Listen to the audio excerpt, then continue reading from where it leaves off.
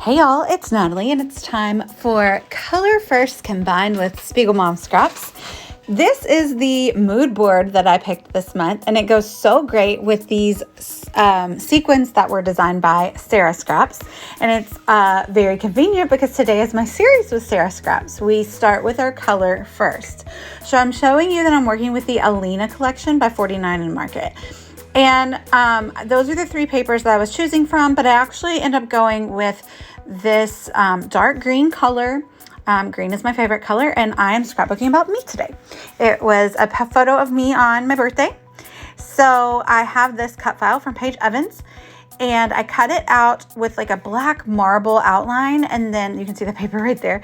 And then I did a white background. And I'm going to edit it a little bit because I'm going to take out the word you, because I'm going to put my photo in that place and then say me, because obviously I'm the one doing the scrapbook page. And I could have done this with my tools in Cricut Design Space, but honestly, it was just easier to use my scissors, to be really honest here. So I'm just cutting off the word you. And all those papers were so beautiful, but I went with the green just because I knew that I wanted to do a lot on this cut file, and so I didn't want really anything competing with it. So my plan is to combine stamping and these gorgeous rub-ons with on the cut file background. So I chose my favorite stamp, which is the leopard print stamp, which is me. I always wear a leopard print. So me, right? So I decided to combine that with the floral rub-ons. So I have this orange sparkly Wow embossing powder, and I'm using my embossing stamp pad to rotate that leopard stamp and kind of give it a different looking pattern all over the cut file background. And I left plenty of white space to fill in with the rub-ons. And if you've watched my videos using 49 and Market, which mostly I use that a lot these days, but you'll know I love the rub-ons. The rub-ons are fabulous. They work so well, and you'll see that in this video how much I love them. So I'm just going to heat emboss that. I wouldn't cut that out. I know that that's so satisfying to watch. So I'm going to heat emboss the leopard stamp. And I don't know. I will go ahead and tell you this turned out so well. Like, this page is probably in my top 10 favorite pages that I've ever made. You're probably going to see me do this process again because I loved it so much. That alone, I feel like, is really great. But then I add in the rub-ons and it's just amazing. So you can see all those amazing rub-ons that come in the collection, but I'm going to focus solely on the florals. So I'm just going around kind of figuring out what will fit where, and they are going to run off the cut file, and you can, you'll see here in a moment, I'll show you a way that I figured to like kind of put part of it on and then salvage the rest that was hanging off. But also I found that rather than cutting off the edges, if like a little bit was hanging off the edge, it's best just to like bend it around and rub it on the back of the paper, just because they kind of like got stuck onto my scissors. But they're such high quality, and they just like go on like butter, and they stay so well. Like, highly recommend these rub-ons. They're fabulous. So you can see like the edge of the flower is hanging off a little bit.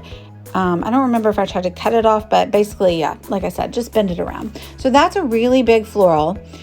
So I put the backing piece below my cut file so that anything that was hanging off would kind of fall onto the backing piece if it needed to, or that it wouldn't stick to the backing piece and I could reuse it. So I just kind of like tear it a little bit away from the part that I let land on the paper, and I can reuse it in a different space so that I don't waste any of it because it's so beautiful. And you can see I didn't have any flat, smooth cardstock, so I just used the back of a paper that I wasn't going to use otherwise. Usually I tend to go towards like textured cardstock, but for this purpose, I didn't want to use textures.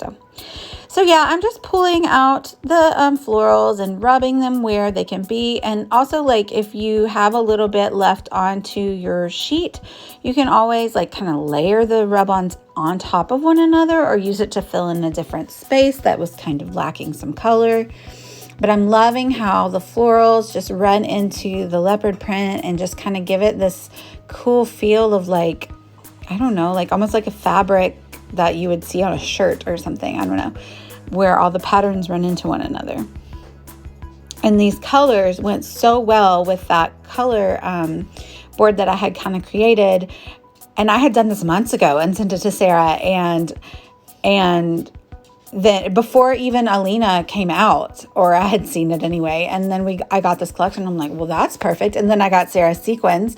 They're called Cozy Blanket from Spiegel Mom Scraps. And I was like, well, I mean, these were just all made to go with one another. And I actually think Cozy Blanket is meant to coordinate with a different collection, but it also coordinates with Alena, and it coordinates with our color verse this month. And if you'd like to play along, you certainly may. And we would love to see what you create. Still rubbing on those rub-ons, and I'm just like giddy with excitement as I'm doing this because I love the way it looks so much. But I left a lot of it on here just so you can kind of see the process of how I was like, using the same rub-on in a few different spots. I ended up with like a little bit of a white spot, and I just decided to add one of the butterflies, and then we're about done. I'm going to throw the mood board back up so you can see how well this all is matching. The mood board has like dark green and teal and turquoise and orange and tangerine. So perfect. I'm so thrilled with it. And dark, like grays or blacks. So that's why that outline works really well. So I'm showing you what it looks like back together, and I'm so thrilled with it. I love it. You can see I was clapping. So there's just like a little close-up of it. I'm so thrilled with it. I know, shut up, right? I'm saying the same thing over and over again. So there's my photo. That was taken in the Japanese gardens in Portland, Oregon. We were there on my birthday this year. So I am backing the photo with some white cardstock, just giving it a little border. And I'm going to use the Cozy Blanket Sequins, that's a mouthful, to kind of create a frame around here. And I'm not going to do like a certain pattern or anything. I'm just going to kind of pick up the sequins as they look good. I think I'm not gonna like try to say like, okay, turquoise, then pink, then yellow, then start over again, because that's just not how I roll really. So anyway, I just put my Nuvo adhesive down in a little strip. I don't go ahead and do the whole thing because that would just create a giant mess. So I just do like a little section at a time, and I'm sticking my sequins down with like a little bit of tacky, I don't know what you call that stuff. It's stuff made to stick sequins down. I need to really invest in one of those crystal nail things that a lot of people use to put sequins down.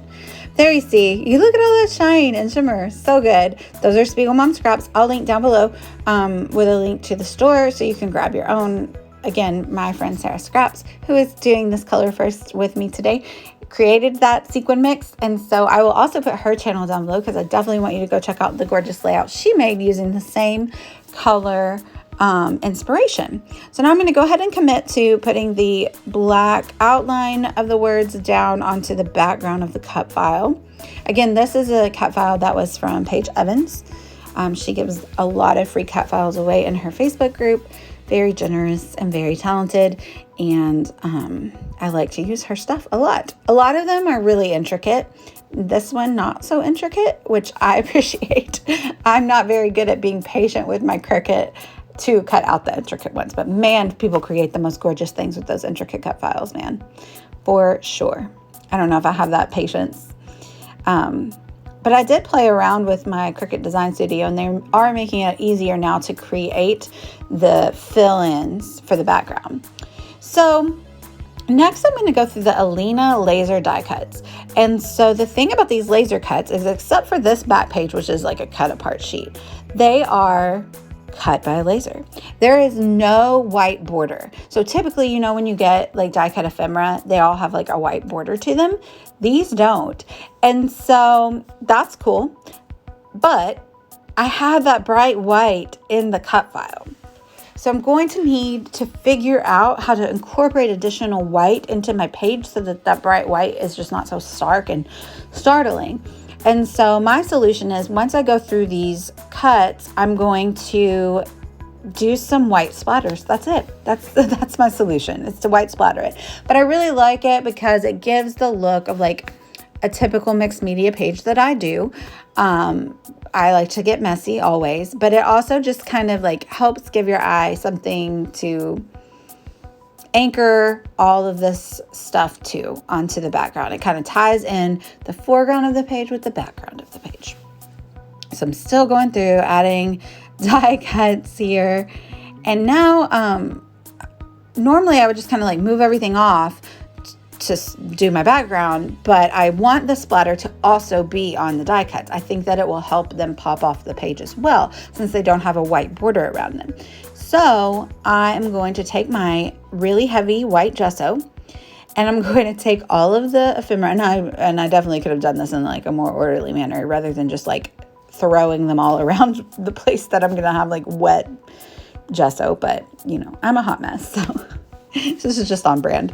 But anyway, it works out. First, I'm going to stamp my birthday down there on the date, April 21st, if you'd like to send gifts. But that was when this photo was taken. So I'm going to spread out all the ephemera so that I can also splatter them. And then I'm going to get my water and I'm going to really wet this glob of gesso that I have on here. And this is the same technique as you would use if you had like white acrylic paint. I'm just using gesso. It works the same way. But that way it doesn't blend into the background. It stays bright white when you create the splatters. Whereas like a lot of like mists or watercolors are going to kind of blend in once you put them on such a dark background like this. So I'm kind of just doing like a cross design, kind of heavy, real heavy there in the middle, across, and then up like a line through the middle, so it's like a cross or a star or something, less on the edges. And now I'm going through and I'm going to also splatter all of my ephemera. And if I get any globs, like you can see me right there, I just wiped off like a glob. I don't want like a big glob, especially mostly just because I don't want to wait for it to dry. But yeah, I'm just kind of making sure it's wet and loose so the gesso is loose enough that it will splatter well. So everything's dry. I'm going to go and put it on, and there's a smudge you can see above the B, and I'm going to cover that up with ephemera, I hope. This is the Big Mama foam tape roll from Spiegel Mom Scraps as well. It's going to be what I use to pop up my cut file. I like it because you can like make as big of a strip or as small of a strip as you would like. So I won't make you watch me do it all, but I pretty much fill the cut file pretty well with this foam tape. And then I'm also going to use the foam dots on the photo. You'll see that here in a minute. So I have all the backing pulled off the tape, and I kind of position it up at the top because I want to have plenty of room to put my photo down there, and I didn't want it to get too close to the bottom of the page. So I put all the foam dots on. The foam dots are actually my favorite because those are super easy to pull the backing off of. And I actually went ahead and pulled the backing off of them. And then I was like, no, wait, I want to layer some stuff. So I go back and I grab my little frame that I have there. I think I used tearaway tape too. So that's also from Spiegel Mom Scraps. I'll link down below to all these things in the store. And so I layer those two little bits of ephemera down below the photo just to give it an anchor and have some interest. I like to have different levels of the die cut ephemera. Yeah, so I'm loving that little like sparkly frame. That's really fun. And it doesn't detract from all the work that I did on the cut file. I feel like if I had tried to kind of use something like done a shaker element, which is something that I do a lot, that would have kind of taken away from all the work that I did within the cut file. So I'm going to pop up like the leaves of the butterflies, of course, just stick down the middles of them, and then just kind of put all these little bits and pieces around on the cut file and tucked beneath the photos and everything. I'm glad I did those splatters because it really helps the leaves, especially the dark green leaves, stand out from the rest. And then I remember how I cut off you from Happy Birthday to You, so it's going to say Happy Birthday to Me. So I'm going to use these Citrus Twist Kit white alphas to just put the word me down there next to the date of my birthday. And I have not made any headway in doing an album for this trip, and it's almost, I think, because we took so many pictures. We were there for like 10 days up in the Pacific Northwest doing all kinds of fun things, and it was a lot. So one of these days I'm going to tackle that album. I'm thinking I'm going to do a 6x8 Citrus Twist Kits Life Crafted.